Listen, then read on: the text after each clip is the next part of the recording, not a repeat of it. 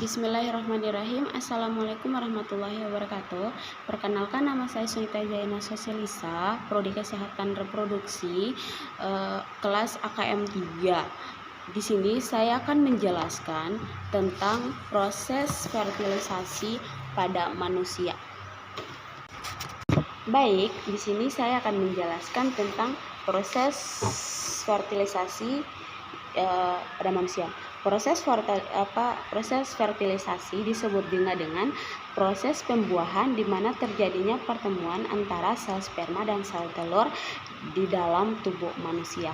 Fertilisasi adalah proses terjadinya pembuahan sel telur dan sel sperma dan ditandai dengan berhubungannya antara sel kelamin untuk membentukkan zigot. Baik, di sini saya akan menjelaskan tentang proses fertilisasi pada manusia pada bagian-bagian tersebut. Baik, pertama saya akan menjelaskan tentang proses fertilisasi yang terjadi pada manusia pada bagian-bagiannya. Yang pertama adalah penumbusan atau korona raditan. Saat ovulasi, sel telur memiliki lapisan yang dinamakan korona raditan yang kemudian dilarutkan oleh spermatozoa atau sel sperma saat terjadinya pembuahan oleh spermatozoa, sel sperma saat terjadinya pembuahan agar bisa ditembus oleh sel sperma.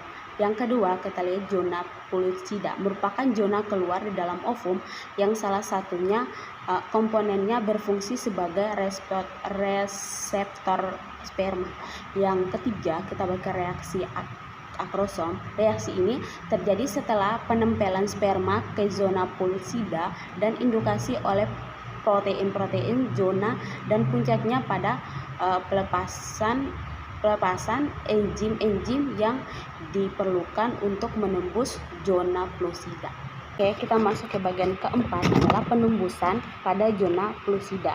Zona pellucida merupakan sebuah periasan gliprotein di sekelilingnya telur yang mempermudah dan mempertahankan pengekatan sperma dan indukasi reaksi kromosom.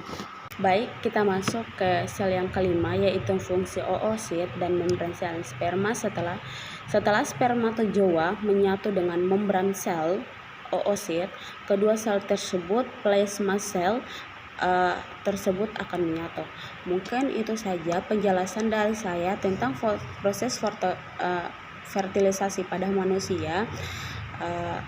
Yang buruk datang dari saya, yang baik datang dari Allah Subhanahu wa taala. Mungkin dari itu saya ucapkan wabillahi taufiq wal hidayah. Wassalamualaikum warahmatullahi wabarakatuh.